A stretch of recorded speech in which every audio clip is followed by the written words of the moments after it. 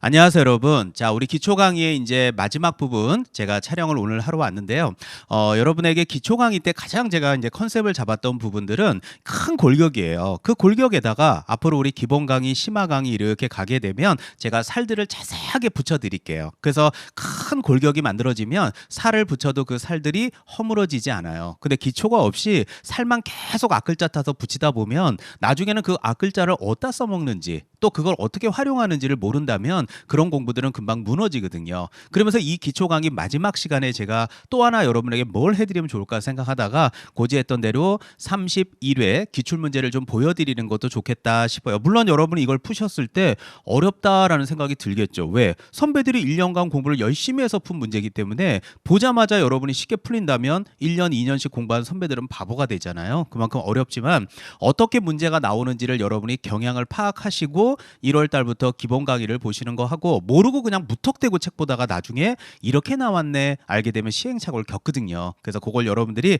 조금 미연에 방지하기 위해서 제가 준비를 했으니까요. 그냥 편한 마음으로 한번 이런 스타일로 출제를 하는구나 알아두십시오. 특히 제가 시작하기 전에 하나 고지하고 싶은 거는 31회 시험은 30회 시험들하고는 약간 다른 문제 패턴이 있어요.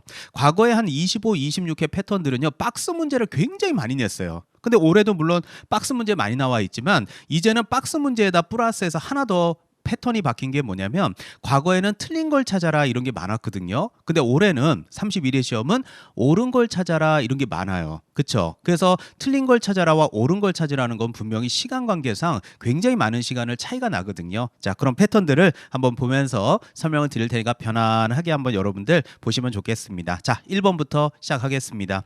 자, 이 문제는 이제 A형입니다. 자, 1번. 공인중개사 법령상의 내용으로 옳은 걸 찾아봐라 이렇게 돼 있는데요. 1번 중개 보조원 나와 있습니다. 보조원은 확인 설명 의무가 있다라고 돼 있는데 아시겠지만 보조원께서는 자격증이 없는 분이기 때문에 의무 없습니다. 자, 2번 소속 공인중개사는 법인의 그렇죠? 소속 공인중개사는 법인의 임원이 될 수 없다라고 돼 있습니다. 따라서 그 소속 공인중개사는 그 소속 법인의 임원이 될 수 없다라는 게 아니라 임원은 될 수 있죠. 왜냐하면 우리가 말하는 소속 공인중개사는 법인의 임원 사원 중에서 자격증 있는 사람이 있죠. 그 임원 사원 중에서 자격증 있는 사람도 소속 공인중개사라고 부르기 때문에 당연히 이거 없다라고 말하는 건 틀린 것 같습니다. 3번 외국인도 공인중개사가 될 수 없다라고 돼 있는데 외국인 있잖아요. 시험 봐서 자격증 딸 수 있습니다. 그리고 당연히 자격증을 따서 우리나라에서 영업도 할 수 있습니다. 그래서 안 될 이유는 없습니다. 자, 이제 이 4번 같은 것들이 이제 여러분들이 자, 첫 수업을 듣고서 풀기에는 어렵죠. 왜? 아직까지 제재들에 대해서 암기가 하나도 안 돼 있어요. 이제 그런 걸 이제 저하고 수업 시간에 많이 말씀드렸죠. 초반에 민법, 개론 열심히 하시다가 5월 달부터 이제 피집 딱 올려서 6개월 동안 암기 열심히 하자 그랬잖아요. 그래서 우리 1번 같은 경우에 성실 정확하게 확인 설명을 하지 않았다라고 돼 있는데요. 자, 이게 포인트가 이거예요. 그래서 1번 문제가 나중에 여러분이 이제 공부를 해보시면 확인 설명을 하지 않았다. 그러면 이거는 500만 원 이하의 과태료고요. 그 다음에 요거 말고 비슷한 게 있습니다. 그래서 확인 설명서 있죠. 요거를 작성이라든지 교부라든지 보존을 하지 않았다 그러면 요거는 제재가 업무정지예요. 그래서 이제 우리 5월 달부터나 3월부터 열심히 이제 암기에다 포인트를 둘 때에는 여기 보면 서자 보이죠? 요게 업무정지잖아요. 그래서 이제 선배들하고 제가 강조드렸던 게 업무정지. 업무정지. 그러면 서자가 없으면 500 과태료 이런 식으로 애웠었는데요. 자, 예상대로 올해 시험에 출제를 했던 겁니다. 정답은 4번이 가장 옳습니다. 자, 그 다음에 5번에 보면 토지이용 계획은 주거용 건축물 매매계약서를 의뢰받은 개공이가 확인 설명해야 되는 사항에 포함되지 않는다라고 되어 있는데 포함됩니다. 그래서 우리 토지이용 공법상 제한도 포함되기 때문에 정답은 4번이 가장 옳은 걸로. 그러니까 이렇게 틀린 거를 찾으라고 내는 게 아니라 옳은 거를 찾으라고 내니까 옳은 거 보면 나머지가 왜 틀렸는지를 4개 지문을 정확하게 알아야지만 풀 수 있게 돼요. 그러니까 이런 거를 여러분이 지금 오늘 문제를 풀면서 벌써 느끼셨죠? 이렇게 문제가 나오는구나. 그럼 우리 여러분들 32회 시험 볼 때에도 틀린 걸 찾는 것보다는 옳은 걸 찾으라고 낼 테니까 과거에는 나머지는 몰라도 선생님 전 다 모르겠고요. 답이 4번인 건 알겠어요. 4번이 틀린 건 확실해요. 나머지는 모르겠고요. 그럼 합격이에요. 근데 이제는 답이 4번이어 갖고 되는 게 아니라 나머지가 왜 틀린 것까지를 알아야지만 4번을 쓸 수 있으니까 이렇게 시간을 오래 걸리게 내다 보니까 이렇게 응시자가 많다 보니 그런 식으로 약간은 조율하는 부분이 생겨요. 벌써 알게 됐죠. 그럼 이 문제를 풀면서 여러분은 알게 된 거예요. 더더군다나 내용도 아시게 된 거고요. 자, 2번 가겠습니다. 자, 다음은 개설 등록에 대한 설명으로 옳은 걸 찾아라 라고 돼 있는데 이거 보세요. 또 옳은 거잖아요. 오늘 옳은 게 몇 개 나오나 한번 보세요. 옳은 거가 많은지 틀린 거가 맞는지. 자, 그래서 1번에 보면 한 명의 회사가 개설 등록하려면 사원, 임원 있죠? 전원이 실무 교육 받아야 돼요. 그래서 이 사원이나 임원은 자격증이 있던 없던 다 받아야 돼요. 그 정답은 1번이고요. 자, 2번 같은 경우에는 자본금 1,000만 원 이상이 아니라 5천만 원 이상이어야 됩니다. 자, 그리고 이제 3번 같은 경우는 한 명의 회사가 개설 등록하려면 대표자는 공인중개사이어야 되는 거 맞죠? 자, 그래서 우리가 2번 문제에서 가장 중요한 건 뭐냐면 법인의 이 등록 기준 중에서 가장 중요한 게 하나 있습니다. 자, 그게 바로 뭐냐면 대표자는 반드시 공인중개사 자격증이 있어야 돼요. 그 다음에 대표를 제외하고 임원 또는 사원의 3분의 1 이상은 공인중개사 자격증이 있어야 되거든요.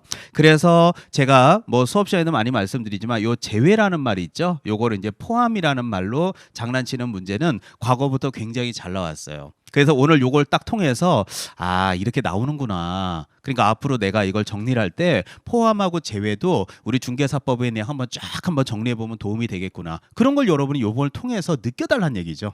느끼셨으면 된 겁니다. 그래서 지금 보는 대로 포함이라고 써 있죠. 틀렸죠. 제외라고 하셔야 맞는 거죠. 자, 그 다음에 4번에 법인이 아닌 사단은 개설 등록할 수 없다라고 있다라고 돼 있는데 사단하고는 상관없습니다. 그래서 없습니다. 개설 등록하려면 소유권에 의하여 사용권을 확보한다라는 얘기는 더 쉽게 얘기하면 건물주들만 내 건물에다가 내가 사무실을 만들 수 있다라고 이게 해석이 되는 거거든요. 근데 아시겠지만 수많은 중개업소들을 운영하는 개업공인중개사들은 전부 다 건물 주인들만 운영할까요? 그것도 자기 건물에서만이요? 그렇지는 않겠죠. 네, 그렇기 때문에 소유권에 의하여 사용권을 확보하는 것이 아니라 얼마든지 임대차나 사용대차 가능하기 때문에 정답은 1번이 되겠습니다. 자, 3번 문제입니다.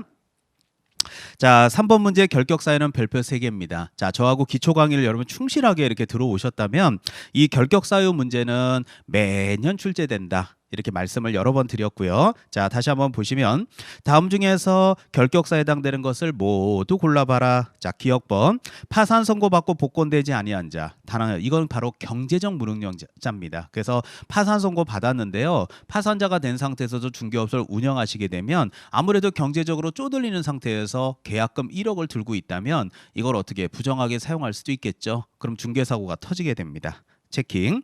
자, 니은번에 보면 피특정 후견인 이렇게 돼 있잖아요. 자, 그래서 피특정 후견인 나와 있죠. 그래서 이 결격사에 해당되는 걸 모두 골라라 그랬는데 우리가 피한정, 피성년 후견인은 모르겠지만 피특정 후견인은 들어가지 않습니다. 따라서 탈락.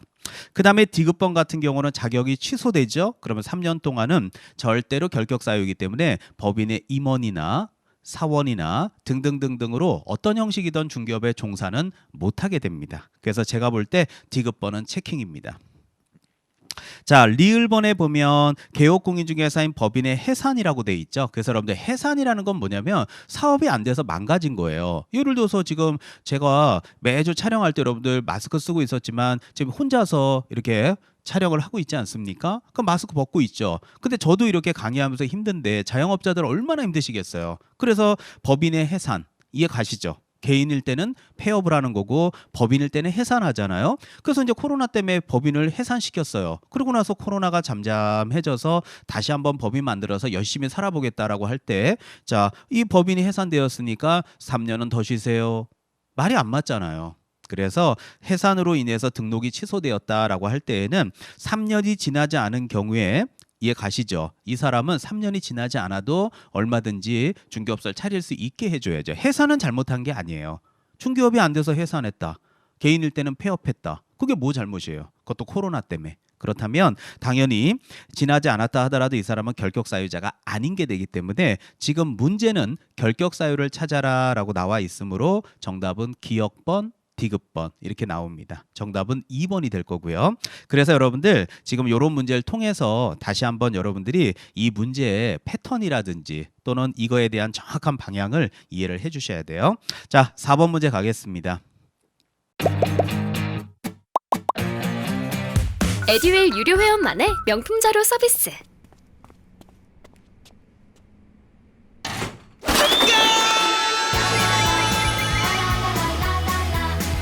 고퀄리티 명품 자료의 혜택. 오직 에듀윌 유료 회원에게만. 에듀윌.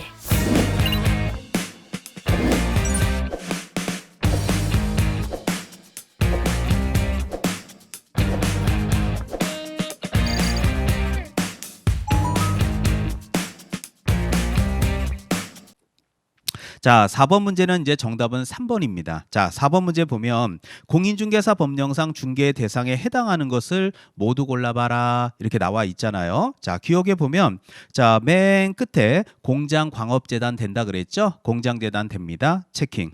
자, 니은에 보면 자, 영업용 시설의 비품, 거래처, 신용 이런 무형의 재산적 가치가 권리금이거든요. 그래서 이 권리금은 우리 대법원의 판례가 중개 대상에 안 된다고 봅니다. 그러니까 이런 것들은 이제 우리가 기본서를 통해서 이제 앞으로 판례 공부를 하게 돼요. 그래서 기초서에는 좀 부족한 부분이 있죠. 자, 따라서 탈락. 자, 디귿번에 보면 가압류된 토지는 가능하죠. 왜? 가압류 말소시키면 되잖아요. 땅을 2억짜리를 사는데 그 땅에 가압류가 3천만 원 돼 있어요. 그러면 매수인인 제가 그러죠. 매도인에게. 그럼 계약금 3천만 원 건넬 테니까요. 그 가압류 중도금 전까지 말소시켜 주십시오. 그 조건으로 저는 이 계약을 체결하겠습니다. 알겠습니다. 그렇게 하시죠. 하고서 가운데서 개업공인중개사가 다리 역할을 하면 되기 때문에 안 될 이유가 없는 거예요. 자, 그 다음에 리을번에 토지의 정착물인 미등기 건축물. 당연히 가능하죠. 자, 체킹. 그래서 기역, 디귿, 리을.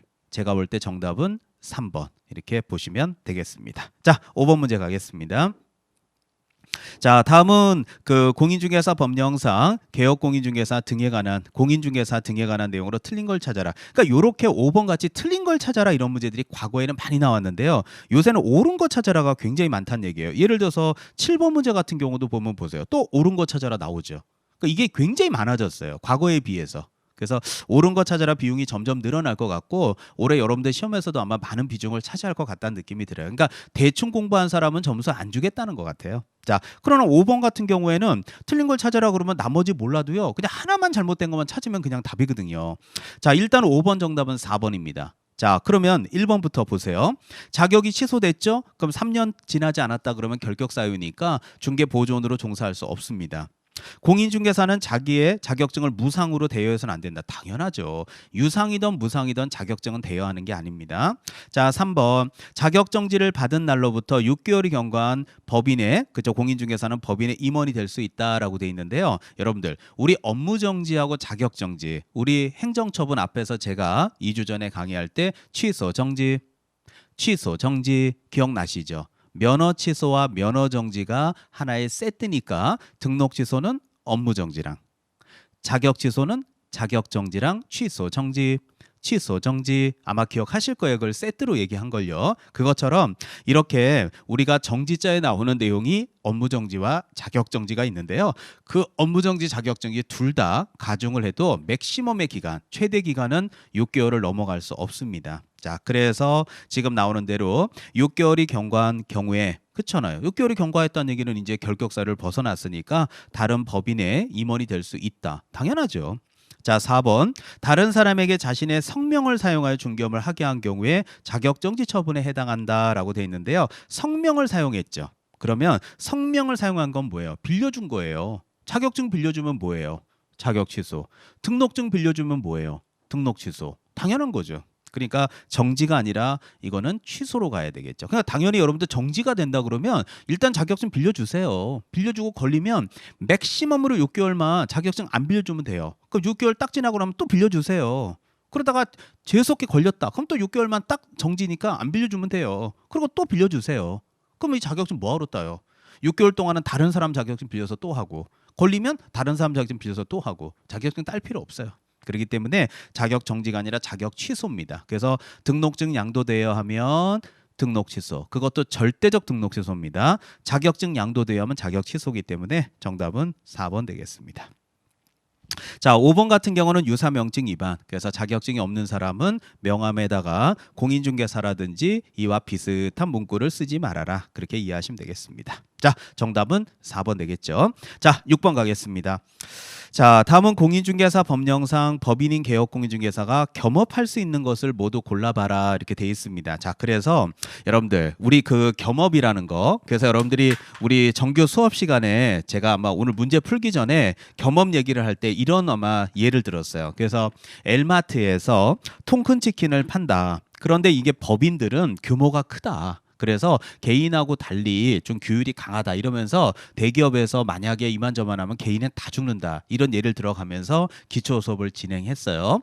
자, 그러면 이제 나중에 여러분이 그 기초를 바탕으로 해서 이제는 외워야 되겠죠. 그러나 지금 현재는 여러분이 암기가 안 돼 있어요. 그래서 제가 그냥 써가면서 쉽게 얘기하면 예를 들어서 우리 자, 첫 번째 내용으로서 바로 상담 업무 할 수 있거든요. 두 번째가 경영 기법이라든지 경영 정보 제공 이런 것들. 그래서 요거는 이제 우리가 컨설팅 업무라고 표현할 수 있어요. 컨설팅 업무. 그다음에 요거는 쉽게 얘기하면 여러분들 프랜차이즈 있죠. 프랜차이즈 업무 같은 것들 실제로 하고 있잖아요. 자, 그다음에 우리 분양 대행 같은 것들 있을 수 있고 관리 대행 같은 것들 있을 수 있어요. 그래서 분양 대행이라든지 관리 대행 요 부분과 관련된 부분은 어떤 것들이 가능하냐면 주거용과 상업용만 가능하거든요. 그래서 분양 대행, 관리 대행. 그러니까 이제 앞으로 이제 이런 것들을 외워야 돼요. 그래서 이 중개사법이나 특히 2차 과목들 제가 말씀드린 대로 이걸 이해를 바탕으로 암기가 되는 과목이라 이제 마지막에 열심히 외워야 되니까 초반에는 조금 듣고 편안하게 보시라는 얘기가 그런 얘기입니다. 자, 그다음에 이제 용역의 알선. 그래서 용역이라는 거는 뭐 이사짐센터 등등. 마지막으로 경공매. 뭐 이런 것들이에요. 자, 근데 이제 이들 중에서 특히 기억하시겠지만 요 경공매와 관련된 거 있죠. 요 부분은 절대로 부칙 규정에 의한 개공인은 하면 안 된다 그랬죠. 왜? 민법 공부 안 하셨으니까. 뭐 이런 얘기들을 끌어온 게 바로 기초 수업이었습니다. 자, 이제 여러분들도 저처럼 이제 외우시는 연습들 앞으로 많이 해야 될 것 같습니다. 자, 그렇다면 지금 문제에서 겸업할 수 있는 거 모두 골라봐라. 그러면 기억번에 주택 용지의 분양대행 보세요. 자, 문제가 이렇게 나오는 거예요.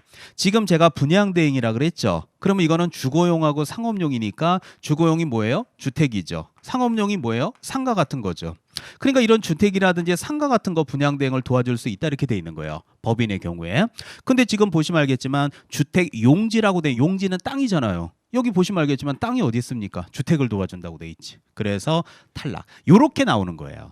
무슨 말인지 알겠죠? 그러니까 대충 두루두루 아는 것이 아니라 이걸 여러분 걸로 만들어서 이제 앞으로 피나는 노력을 해서 시험장 가서 이렇게 주택이라고 나와야 되는데 주택 용지라고 나오면 용지가 왜 들어있지? 이상하네?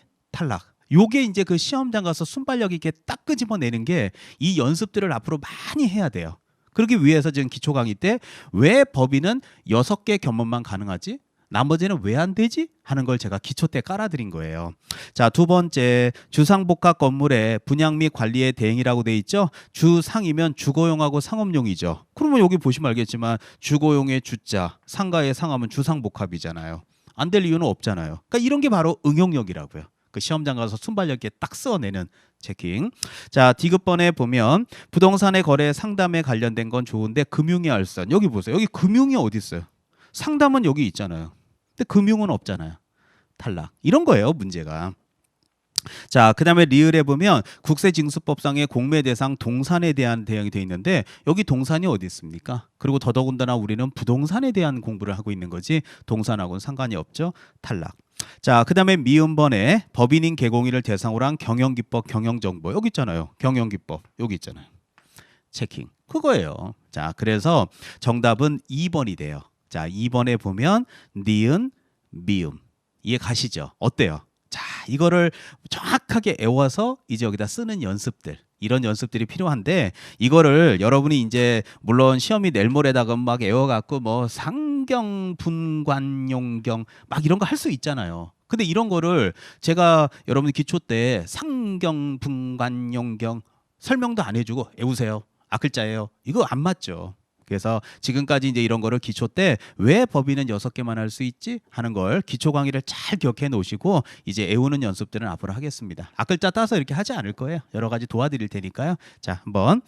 자, 정답은 2번 되겠습니다. 7번 가겠습니다. 자, 다음은 분사무소에 대한 설치에 대한 내용으로서 옳은 걸 찾아라 이렇게 되어 있습니다. 자, 7번은 별표 좀 딱 치겠습니다. 자, 그래서 여러분들 자, 요건 3번 문제는 아니죠. 자, 겸업과 관련된 거는 문제는 6번 문제였습니다. 자, 그다음에 이제 7번 문제로 가서 분사무소와 관련된 부분이다. 다음 중에서 옳은 걸 찾아라 얘긴데, 자, 여러분들 이 분사무소에서 가장 시험에 잘 나오는 게 여러분들 설치 요건이라고 하는 것이 있습니다. 자, 그래서 요 설치 요건은 뭐라고 돼 있냐면 주사무소가 있는 시, 군, 구를 제외한 곳에다 설치를 해야 되고요. 그 다음에 이제 두 번째는 시, 군, 구별로 한 개소만 설치를 해야 됩니다. 그 다음에 세 번째는 요 분사무소에는 대빵, 우리가 말하는 책임자가 있는데요. 책임자는 공인중개사이어야 한다 이렇게 돼요. 그래서 이제 과거부터 전통적으로 잘 나오는 게 요 시군구라는 표현하고 한개소, 책임자가 누구인지 이런 것들이 전통적으로 시험에 잘 나와요. 자, 그러면 그걸 한번 연습해 보자고요. 자, 그렇다면 다음 중에 옳은 걸 찾아라. 보시면 알겠죠? 지금 옳은 걸 찾아라가 되게 많죠. 자, 1번에 보면 군의 주사무소가 설치되었을 때 동일한 군에는 둘 수 있다라고 되어 있는데 보세요. 만약에 주사무소가 있는 군에다 동그라미 치죠. 뭐 군이 있으면 그 군은 제외하고 둬라 이렇게 되는 거죠. 그러니까 동일한 군 안에는 분사무소를 설치할 수 없다 이렇게 돼야죠. 근데 여기 지금 있다 틀렸잖아요. 자, 2번 개업공인중개사가 분사무소를 설치하기 위해서는 등록관청부터 인가를 받는다. 신고입니다. 그래서 이거는 설치 신고를 하는 거지 등록을 하는 것도 아니고요. 인가를 받는 것도 아닙니다. 분사무소는 신고, 그래서 신고 필증, 신고 확인서를 받도록 되어 있습니다. 3번 공인중개사인 개공인은 분사무소를 설치할 수 없다. 당연하죠. 정답은 3번입니다. 왜냐하면 이 분사무소라는 것은 법인의 지사잖아요. 그래서 보세요. 제가 기초 때 이 분사무소를 이해시키기 위해서 뿌리하고 가지로 예를 들었잖아요. 그래서 이 가지가 뭐예요? 가지가 분사무소다라고 예를 든다라면 가지가 만들어질 때는 뿌리, 주사무소 관청 가서 해야 된다. 이런 말들을 열심히 했던 게 그 얘기입니다. 자, 정답은 3번 되겠습니다. 자, 4번이 틀린 이유는 자, 다른 법률 규정에 따라서 중개업할 수 있는 법이 우리 특수법인들 기초 때 배웠습니다. 그래서 이 분사무소 책임자로 두어야 된다. 틀렸습니다. 왜냐하면 책임자가 공인중개사이어야 된다는 조건이 있죠. 여기는 단서가 붙는데요. 단 특수법인은 제외입니다. 저는 정보가 곧 합격이라고 생각해요. 기출문제 특강이나 모의고사 자료집을 주시는 것도 좋았고 그 중에서 제일 좋았던 건 교수님의 쪽집게 정보였어요. 약간 합격을 위한 종합 패키지 선물을 받는 그런 느낌? 애들 유료 회원 꼭 추천합니다. 자, 특수법인은 제외되기 때문에 당연히 책임자가 공인중개사이어야 한다라는 규정은 적용되지 않습니다.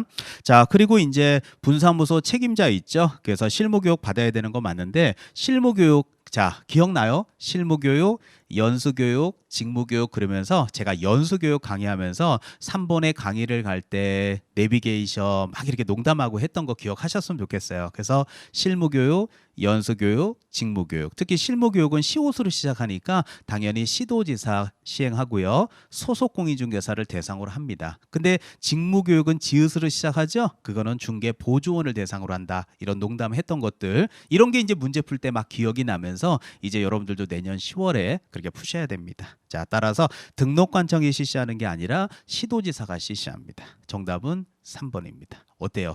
이게 보여야 되죠. 이렇게 문제 풀면서 느껴지는 거 있죠. 아, 이런 걸 그냥 순간적으로 탁탁 찾아내야 되는구나. 맞습니다. 그래서 수많은 연습을 해야 될 것 같고요. 자, 8번 문제 가겠습니다. 자, 여러분들 그 8번 문제 그 나와 있는데 그 8번 문제 같은 경우가 이제 요번에 그 시험이 끝나고 나서 우리 이의 신청이 들어가지 않습니까? 그래서 이의 신청 들어가서 그 가답안 결과 복수 정답으로 받아줬던 문제가 유일하게 8번입니다. 그래서 여러분들 이 8번 문제는 자, 요 8번 문제는요. 가답안은 3번이었어요. 가답안은 3번이었는데 최종 정답 있죠? 요거는 3번하고 4번 두 개로 이제 받아준 겁니다. 그래서 이제 요거는 복수 정답으로 이제 최종적으로 처리가 된 부분인데요. 자, 그렇다면 왜 가담하는 3번이었는데 최종 정답이 3번, 4번 두 개가 됐는지 문제를 한번 보면서 얘기를 해보죠. 자, 공인중개사 법령상 법인인 개공에 등록증 원본 4번이 첨부된다고 돼 있죠. 등록증이라는 걸 기억을 하셔야 돼요. 자, 그래서 우리가 이 등록증이라는 게 있을 때 요 등록증과 관련된 부분은 법인으로 따지게 되면 주사무소, 그 다음에 개인 사무실들은 다 등록증이죠. 그러나 여러분 알겠지만 분사무소 있죠. 분사무소는 신고 필증. 자, 최근에 이제 법은 바뀌어서 신고 확인서 이렇게 되는데 요거는 분사무소의 경우는 신고를 하는 거지 아까 위에서 문제 풀었잖아요. 인가받는 거 아니라고요. 그래서 등록이라는 표현과 신고라는 표현이 나눠져 있어요. 근데 이게 이제 혼동해서 문제를 조금 실수해서 낸 것 같은데요. 자, 1번에 보면 사무소로 옮긴다. 그러면 등록증 갖고 와야 돼요. 그래서 등록증에 있는 사무소 주소를 변경해야죠. 예를 들어서 제가 지금 오늘 인천 부평구에서 촬영을 하고 있는데요. 인천 부평이다. 근데 사무실을 강남구 역삼동으로 옮긴다. 그렇죠? 그러면 등록증의 주소가 바뀌어야 되잖아요. 그 등록증 갖고 와야죠. 그 다음에 두 번째 폐업 신고하잖아요. 등록증 반납해야 돼요. 자, 3번 같은 경우 분사무소 설치 신고. 자, 좀 전에 얘기했죠. 분사무소는 설치 신고를 하게 되면 신고 필증, 신고 확인서 이거를 갖고 와야 되거든요. 그래서 법은 확인서로 바뀌었는데요. 아직까지 시행령과 시행규칙은 필증으로 되어 있어요. 그래서 요것 때문에 좀 혼동해 하시는 분들 많이 계셨거든요. 그래서 분사무소 설치 신고 체킹 요거는 등록증하고 상관이 없으니까 여기는 신고 필증 신고 확인서니까요. 그다음에 이제 네 번째가 분사무소 폐업 신고 있죠. 분사무소를 폐업할 때에도 분사무소는 봐봐요. 등록이라는 거하고 놀지를 않잖아요. 이해 가죠? 등록하고 놀질 않는데 왜 분사무소가 등록증하고 놀겠습니까? 그래서 문제가 등록증 원본 4번에 첨부해야 되는 경우에 해당하지 않는 걸 찾아라 라고 나왔다면 제가 볼 때는 4번도 문제가 있어요. 그래서 저희들이 지금 여러분이 아마 이게 제가 프린트 지금 들고 있는 부분은 자, 선배들이 시험 봤던 10월 31일 날 자, 우리 본사의 관계자분이 시험장에 가서 이렇게 사진 찍어서 보내준 걸 다 스캔해서 제가 뽑은 거예요. 그래서 우리 선생님들 모여서 답이 3번, 4번 두 개가 틀렸는데 어떻게 가야 되느냐. 그래서 3번으로 답을 일단 하자 했는데 최종적으로는 3번, 4번 두 개를 다 받아주게 된 겁니다. 4번도 문제가 있었거든요. 그리고 이제 5번 같은 경우에 3개월을 초과하는 경우 휴업 신고. 그래서 아까 우리 2번에처럼 폐업 신고 5번처럼 휴업 신고 있죠. 예, 둘 다 등록증 반납해야 되는 거 맞습니다. 그래서 정답은 3번, 4번 이렇게 두 개를 최종적으로 답이 됐습니다. 이렇게 복수 정답이 되는 경우들이 있어요. 그래서 아마 여러분들 시험에서도 아마 나올 가능성이 있으니까 알아두시면 좋을 것 같습니다. 자, 9번 문제 한번 가보겠습니다. 자, 다음은 인장과 관련된 부분이다. 자, 옳은 걸 찾아라 이렇게 돼 있는데요. 자, 정답은 5번입니다. 자, 1번 같은 경우에 지금도 보세요. 아까 말씀드렸죠. 옳은 거 찾아라가 많다고요. 10번도 보세요. 옳은 거 찾아라. 11번도 보세요. 옳은 거 찾아라. 전부 옳은 거죠. 그러니까 나머지가 왜 틀렸는지를 명확하게 모르면 틀린 거 하나 딱 알아갖고 정답 4번 이렇게 쓰는 문제는 이제 그 시절은 지났다는 거예요. 그래서 그걸로 난이도 조절을 하는 거죠. 그래서 이런 식으로 내기 때문에 명확하게 지금 옆에 13번 문제도 보시면 옳은 거 찾아라 그거잖아요. 물론 14번, 15번은 틀린 문제를 찾아라도 있지만 옳은 거 찾아라의 비중이 굉장히 늘어났다는 거예요. 과거에는 거의 틀린 것이 많았거든요. 이런 식이에요. 아마 여러분들 시험도 그렇게 바뀔 거예요. 자, 그래서 자 9번 보시면 인장 등록으로 또 옳은 거 찾아라. 1번 중개 보조는 중개 업무를 보조하기 위해서 인장을 등록 또는 등록 인장을 사용해야 된다. 즉 인장 등록을 해야 한다 나와 있는데 보조원께서는 자격증이 없습니다. 계약서 작성할 일이 없습니다. 그래서 도장 찍는 일도 없습니다. 그 말은 인장 등록하고 연결되지 않습니다. 틀렸습니다. 자, 2번 살다 보면 인장을 분실할 수도 있죠. 그럼 변경할 수도 있단 말이에요. 그래서 변경일로부터 10일 이내가 아니라 7일입니다. 틀렸습니다. 자, 3번 분사무 사용할 인장의 경우에는 분사무소 소재지 시공구. 자, 제가 말씀드렸듯이 요렇게 가지가 있고 요렇게 뿌리가 있다 그랬습니다. 그래서 뿌리를 주사무소, 가지를 분사무소라고 해서 요번 기초 강의 때 탄탄하게 제가 기초 잡아드렸죠. 그래서 가지가 만들어지려면 어디를 가라? 뿌리. 그러니까 여기 있는 분사무소는 만들 때 주사무소 관청 가야 되고요. 옮길 때 주사무소 관청 가야 되고요. 그 말은 만들 때 주사무소 관청 갔으면 인장 등록도 어디 가서 할까요? 주사무소 관청이겠죠. 이런 것들이 바로 기초 수업의 가장 좋은 장점들인 거예요. 그걸 여러분이 이번 11월, 12월에 들으신 거고요. 그러니까 이제 그런 기초가 있다면은 왜 분사무소가 분사무소야? 가지는 뿔인데 그러니까 주사무소 관청 가야 되는 거 아니야? 하면서 3번이 틀려 보이게 돼요. 이런 게 이제 결국 1년이 쌓였을 때는 너무너무 쉬운 지문이 돼요. 자, 4번. 분사무 사용할 인장의 경우에는 자, 상업등기 규칙에 따라 신고한 법인의 인장이어야 하고 자, 인감증명서 제출로 가름할 수 없다라고 돼 있는데 인감증명서 제출로 가름할 수 있다 이렇게 바꾸셔야 돼요. 그 외에 인감증명서에 인장이 찍혀 있잖아요. 도장이 인감증명서가. 그거 제출하면 된다 그런 뜻이에요. 자, 5번. 법인의 소속 공인중개사가 등록하지 아니한 인장을 사용했다. 그러면 자격정지다. 맞죠? 그래서 개업 공인중개사가 등록한 인장을 사용하지 아니하면 업무정지, 소속 공인중개사가 사용하지 않으면 자격정지 맞습니다. 왜 선생님 전 답을 못 찾죠? 왜? 아직 우리가 업무정지 사유 쫙 있는 거 못 외웠잖아요.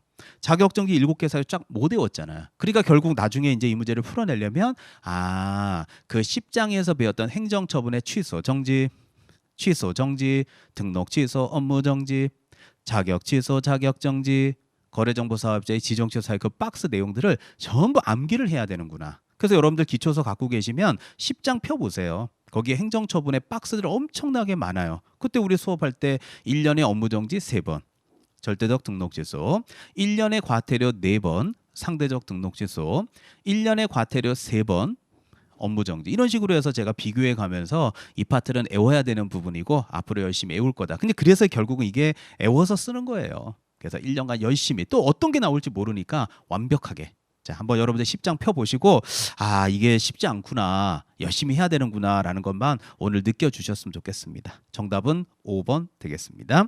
자, 10번 문제입니다. 자, 다음은 사무소 명칭에 대한 설명으로서 옳은 걸 찾아라 이렇게 돼 있는데요. 자, 1번. 자, 정답은 일단 1번부터 말씀드릴게요. 또 답이 몇 번이냐 하실까봐 정답 1번이고요. 자, 공인중개사인 개공인은 사무소 명칭에 공인중개사 사무소 또는 부동산 중개라는 문자를 사용해야 된다. 당연하죠. 정답 1번. 자, 2번에 보면 공인중개사가 개설 등록하지 아니한 경우에 그 사무소에 공인중개사라는 명칭을 사용할 수 없지만 부동산 중개라는 명칭을 사용할 수 있다. 없어요. 그래서 우리가 간판을 달 때 뭐라고 되어 있냐면 사무소 명칭 표시 의무에는 공인중개사 사무소 또는 부동산 중개라는 문구 있죠. 합법적인 중개업자 분이라면 그 둘 중에 하나의 문구를 사용하여야 한다예요. 만약에 이를 위반하면 100만 원 이하의 과태료거든요. 그러니까 합법적인 분이 공인중개사 사무소나 부동산 중개라는 문자를 쓰는 건데 지금 2번 지문 같은 경우는 합법적인 게 아니잖아요. 개설 등록을 안 하고 영업하는 분이 부동산 중개라는 문자를 사용할 수 있다라고 말한다면 이 자체가 말이 안 되는 거예요. 자, 3번. 공인중개사인 개공이가 5개간 거물을 설치하는 경우에 등록증에 표기돼 개업공인중개사의 성명을 표기할 필요가 없다라고 돼 있는데요. 성명을 표기할 필요가 있습니다. 자, 4번. 개설 등록하지 아니한 공인중개사가 부동산 중개라는 명칭을 사용한 경우에 국토교통부 장관은 간판 철거를 명할 수 있다라고 돼 있는데요. 간판 철거는 등록관청에서 하는 것이지 요거는 국토교통부 장관하고 상관이 없겠죠. 국토교통부 장관이 얼마나 바쁘시겠어요. 자, 5번. 개업 공인중개사가 의뢰받은 대상물에 표시 광고를 하려면 사무소 명칭 표시해야 됩니다. 그래서 틀렸습니다. 그래서 최근에 법이 개정돼서요. 사무소 명칭 표시뿐만 아니라 이제 특히 이제 광고할 때에는요. 표시 광고에서 사무소 명칭, 소재지, 연락처 여기까지만 이제 과거에 법이 있었는데요. 최근에 법이 바뀐 거예요. 그래서 최근에는 등록번호까지 적어야 돼요. 중개사무소의 개설 등록을 강남구청 가서 했다면 등록번호가 있겠죠. 그것까지 광고 문구에 넣으란 얘기예요. 그래서 이제 허위 매물 광고 같은 거 철저하게 단속하겠다라는 뜻으로 그 의지가 엿보이는 표현이죠. 자, 정답은 1번 되겠습니다. 자, 11번 문제입니다. 자, 다음은 의뢰받은 대상물의 표시 광고에 대한 내용으로 옳은 걸 찾아라. 요새 이 표시 광고 요 부분이 있잖아요. 너무너무 시험에 잘 나와요. 그래서 저는 이 11번 문제는 별표 하나 정도는 꼭 해놓고 올해 여러분들 시험에서도 우리 시험에서 나올 수 있겠구나라는 생각은 꼭 갖고 가셨으면 좋겠어요. 자, 그러면 제가 한번 풀어드릴게요. 자, 다음 중에서 표시 광고 내용으로 옳은 걸 찾아라 그랬는데요. 또 옳은 거죠? 정답은 2번입니다. 자, 그러면 나머지가 왜 틀렸는지를 지금 다 찾아내야 돼요. 해설도 오래 걸리죠 지금. 1번 중개보조원이 있는 경우에 개업공인중개사의 성명과 함께 중개보조원의 성명을 명시할 수 있다라고 돼 있는데 절대 보조원은 자격증이 없기 때문에 명시하시면 안 돼요. 만약에 무자격자가 광고를 내요. 그리고 나서 당신 왜 자격증 대 광고 내냐 말이지. 그러지 않은 말, 저 중개보조원인데요. 그러면 뭔가 보조원으로 다른 사무실에 다리 하나 딱 걸쳐놓고 적발이 되면 저 보조원인데요. 이게 편법이 될 수 있잖아요. 그래서 보조원은 명시하지 말라고 법에 딱 명시돼 있는 거예요. 그래서 1번 탈락.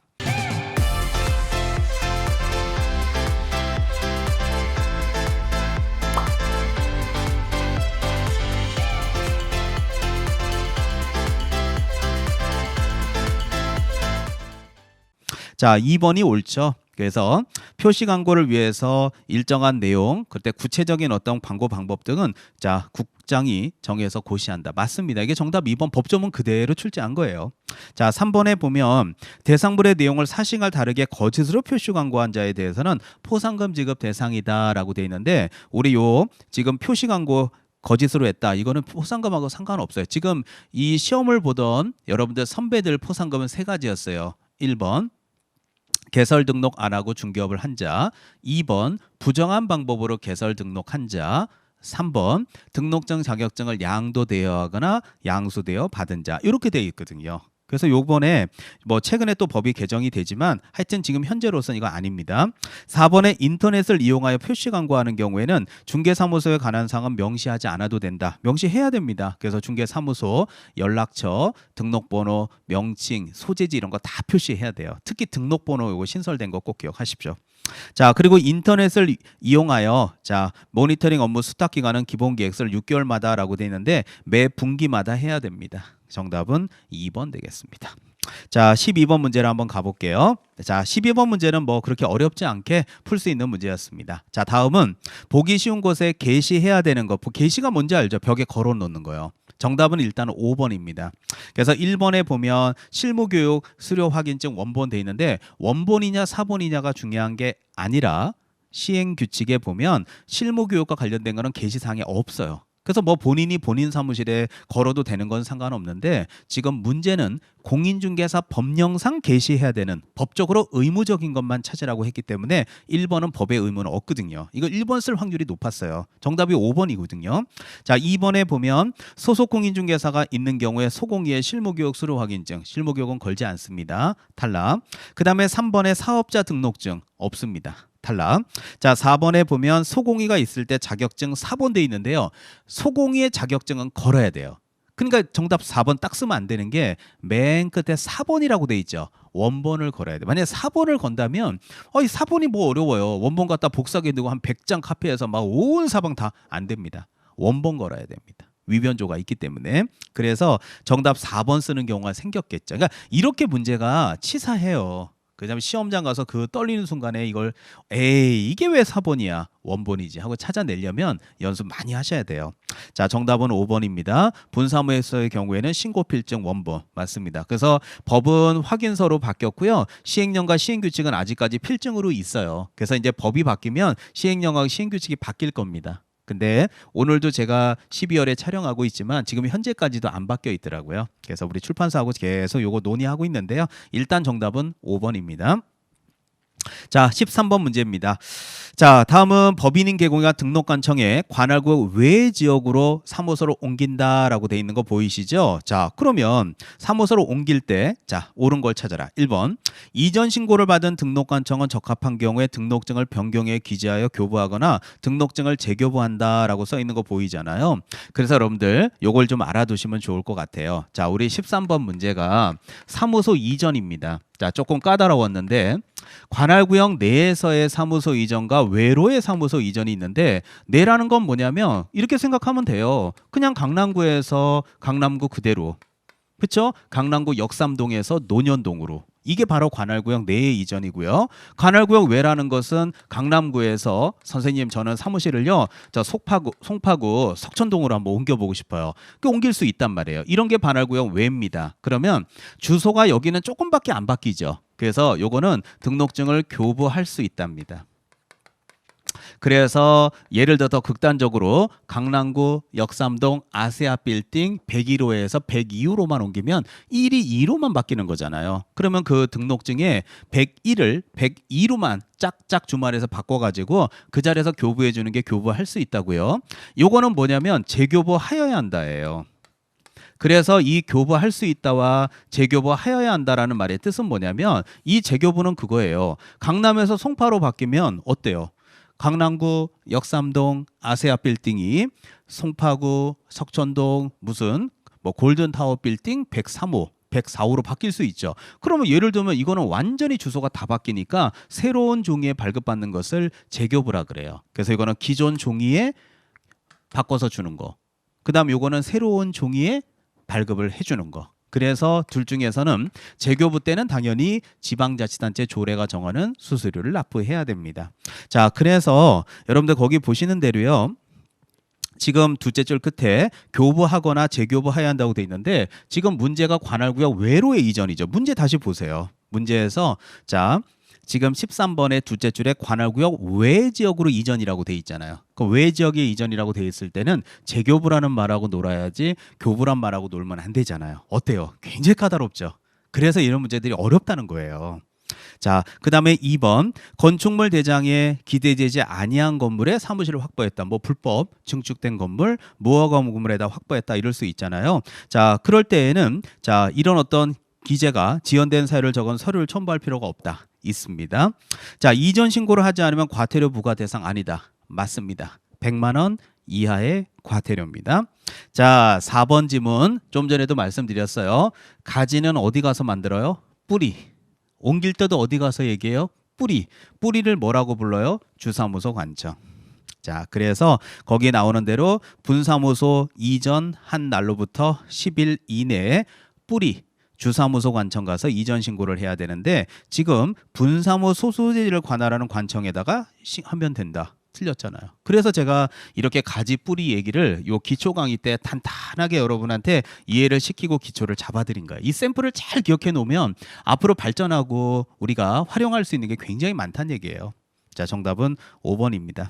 그래서 분사무소 이전 신고를 받은 때는 지체 없이 이전 후 관청에게 이를 통보해야 됩니다. 그 무슨 말이냐면 뿌리에다가 이전 신고했잖아요. 그럼 여기는 분사무소가 가지가 다른 데로 옮겨졌지 않습니까? 그러면 여기는 주사무소 관청은 여기에다가 니네 지역 떠났대, 니네로 갔대. 여기를 이전 전에 관청, 이전 후에 관청에다가 그 사실을 통보해줘야죠. 왜? 모든 서류 작업은 뿌리에서 벌어지니까 이 지역을 떠났는지, 이 지역으로 왔는지를 분사무소 관청은 모르잖아요.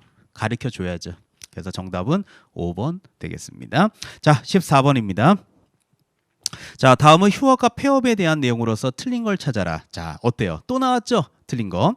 자, 정답은 일단 1번입니다. 자, 1번에 보면 폐업 신고 전에 개공의에 대해서 위반 행위의 사유란 업무정지 처분의 효과는 폐업일로부터 1년간 승계되는 것이 아니라 처분일로부터 1년간 승계됩니다. 자, 우리 오늘 제가 요거 촬영하고 오기 전까지 어제도 제가 답변해 드리고 했는데요.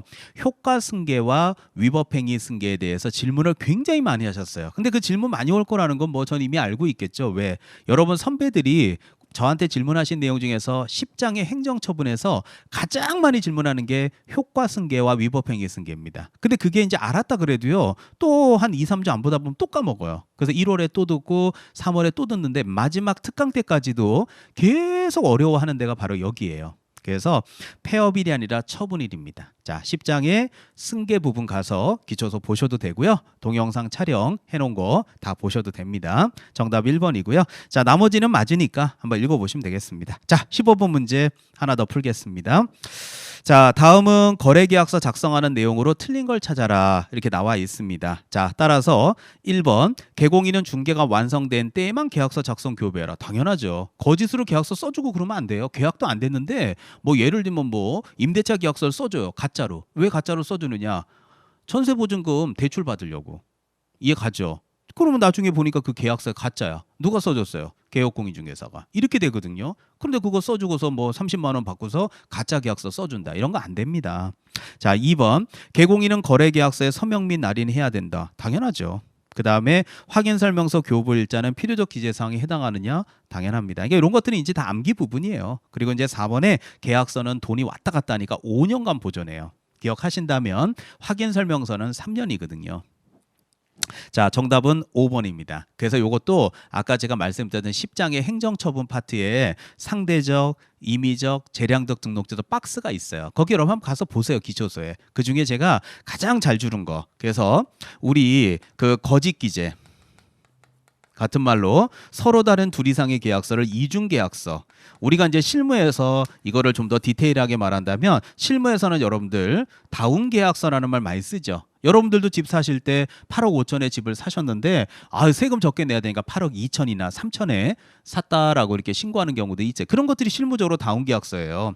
그래서 이렇게 계약서를 8억 5천에 계약이 됐지만 신고할 때 8억 3천으로 계약서를 이면 계약서를 써준다든지 이런 거 하다 걸리면 상대적, 임의적, 재량적 등록 취소고요. 상대적이라는 말의 뜻은 등록을 취소하여야 한다가 아니라 할 수 있다. 이런 게 붙는 가장 대표적인 사례라는 거. 아마 여러분들 기초서에 가보시면 형광펜이나 별표가 쳐 있을 겁니다.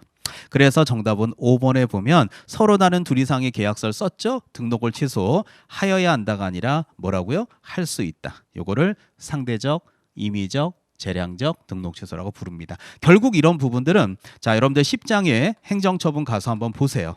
자, 우리 기초서를 다 갖고 계시니까 거기 가서 보시면 상대적 등록 취소, 절대적 등록 취소 다 있죠. 그래서 절대적 등록 취소 8개, 상대적 11개 이런 사유들이 있을 텐데 이런 부분은 전부 다 암기입니다. 그래서 여러분이 그걸 보시면서 나는 지금 12월에 여유가 좀 있다 그러시면 한번 여러분이 오늘 자 스터디 카페나 도서실이나 또는 집에서 한번 암기해 보십시오. 이게 결국 애워가지고 시험 문제 쓰는 겁니다. 여러분들도 앞으로 열심히 1년 동안 그 박스 다 애우셔야 됩니다. 아시겠죠? 자, 정답은 5번이 가장 틀린 걸로 답이 되겠습니다. 자, 여기까지 하고요. 이제 다음 시간에는 제가 16번부터 해설을 해드리도록 하겠습니다. 자, 여기서 마무리하겠습니다. 여러분들 수고하셨습니다.